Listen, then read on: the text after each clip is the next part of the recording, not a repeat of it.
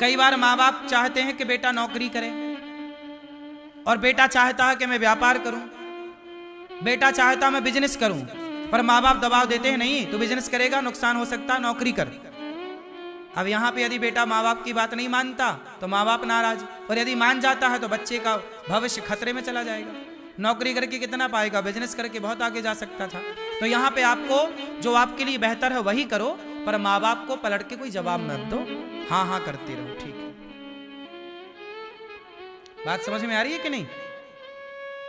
हाँ, कई बार माँ बाप भी गलत होते हैं, समझो इस बात को। कई बार माँ बाप की गलती से बच्चों का भविष्य खत्म हो जाता है, माँ बाप की गलती के कारण, माँ बाप के कुछ डिसीजन के कारण। लेकिन मैं बच्चों के लिए बोल रहा हूं, आप साइलेंट मूड में रहो और हैप्पी होके बात करो माँ बाप से, खुशी, ठीक है, आपके लिए अच्छा होगा।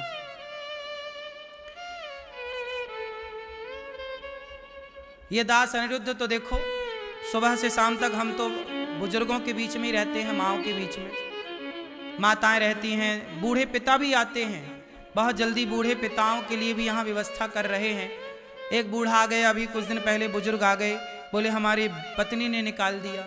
एक कुछ दिन पहले बूढ़े आए, बोले हमारे बेटे ने निकाल दिया। हमने समझाया, उनके घर में बात की कि भाई ले जाओ, है ना, ऐसी छोटी छोटी बातों में लड़ाई झगड़ा नहीं करते, समझा बुझा के भेज देते हैं घर। पर अब जो नहीं ले जाएं, नहीं रखें घर में, तो फिर उनको यहीं रखना पड़ता है, क्या करें। इंसानियत का परिचय तो किसी न किसी को देना ही है। लेकिन मुझे लगता है कि भगवान, एक पक्ष है भक्ति और एक पक्ष है व्यवहार, परिवार। भगवान और परिवार, भक्ति और परिवार, दो हो गए ना। जिसका परिवार मैनेज है, पत्नी पति बेटा बेटी माता पिता, जो इनको संभाल के रखे हैं, उन्हीं का मन भगवान में लग सकता है। जिनका परिवार बिखरा हुआ है, उनका मन भगवान में कभी नहीं लग सकता, क्योंकि परिवार का टेंशन है ना, चिंता है। पति पत्नी की लड़ाई हो जाए तो मन भगवान में लगे ही ना, जब दोनों खुश होंगे तब जाके भगवान में मन लगेगा। इसलिए कहता हूं कि गृहस्थ को ऐसा बनाओ कि आपके होठों की मुस्कान गायब ना हो। गृहस्थी को ऐसा ना बना लेना कि दिन रात रोते ही रहो, रोते ही रहो। रोने का नाम गृहस्थ नहीं है, हर हाल में प्रसन्न रहो, हैप्पी, खुश रहो मेरी माँ। ऐसे मैनेज करो पत्नी पति बेटा बेटी को कि आपकी होठों की मुस्कान गायब ना हो। और इसका एक ही सूत्र है कि किसी परिवार के किसी का कोई जवाब ना दो, अपने क्रोध पर, अपने शब्दों पर कंट्रोल रखो, आपकी मुस्कान कभी गायब ना होगी।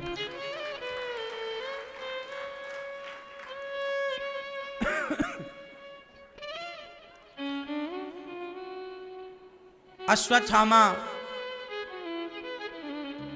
भगवान ने कहा ब्रह्म बंधुर्न हंतव्य वा तताई बधारण। ब्राह्मण को, अश्वत्थामा को मार दो, छोड़ दो, मार भी दो छोड़ भी दो। तो क्या मारें क्या छोड़ें? अश्वत्थामा को नगर से निकाल दिया। अश्वत्थामा ने उत्तरा के गर्भ को नष्ट करने के लिए ब्रह्मास्त्र चलाया। तब उत्तरा दौड़ी दौड़ी भगवान की शरण में आई। पाहि पाहि महायोगिन देव देव जगतपते, नान्यम त्वद्भयं पश्ये यत्र मृत्यु परस्परम। चरणों में गिर पड़ी। भगवान ने उत्तरा के गर्भ की रक्षा की। ब्रह्मास्त्र से, सुदर्शनास्त्र के द्वारा ब्रह्मास्त्र को काटा और भगवान ने उत्तरा के गर्भ में परीक्षित थे, उनकी रक्षा की। अब भगवान द्वारिका जाने लगे तो कुंती बुआ ने कहा कृष्णाय वासुदेवाय देवकी नंदनाय च नंद गोप कुमाराय गोविंदाय नमो नमः। हे देवकी पुत्र, हे यशोदा नंदन, हे कृष्ण, आज मैं आपसे कुछ मांगती हूँ। कन्हैया से कह रही है कुंती बुआ, मांग रही हूँ, क्या चाहती हो माँ? कन्हैया बोले, क्या माँ? विपदा संतु नः शश्वत तत्र तत्र जगद्गुरो भवतो दर्शनम यत् स्यात् अपुनर्भव दर्शनम। हे प्रभु, मुझे विपत्ति दे दो। क्या दे दो? क्या दे दो? विपत्ति, दुख। अब दुख कौन मांगता भगवान से? कुंती बुआ मांग रही हमें दुख दे दो। क्यों? क्योंकि सुख में भगवान का स्मरण कम होता है, सुख में संसार में उलझ जाते हैं, पर जब दुख आता है ना तो भगवान सामने सामने दिखाई पड़ते हैं। इसलिए प्रभु हमें ऐसा सुख ना दे देना कि आप हमसे दूर हो जाएं, दुख ऐसा दिए रहना कि आपका स्मरण ना जाए, आपका विस्मरण ना हो, आपका स्मरण बना रहे। हे प्रभु ऐसी कृपा करो। भगवान बोले मां मैं दुख कैसे दूं?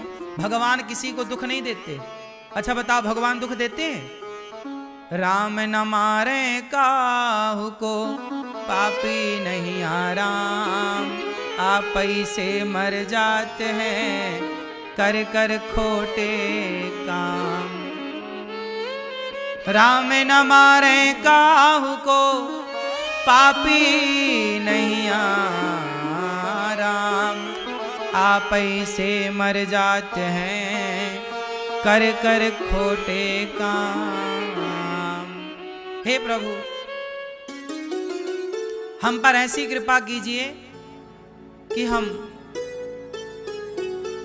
आपको भूले ना। भगवान किसी को दुख नहीं देते, व्यक्ति के अपने कर्म दुख देते हैं, और आदमी दोष भगवान को देता है, मिथ्या दोष लगाता है।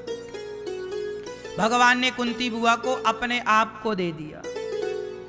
इसलिए भगवान ज्यादा सुख के पीछे ना पड़ो, ज्यादा सुखी हो जाओगे ना भगवान को भूल जाओगे।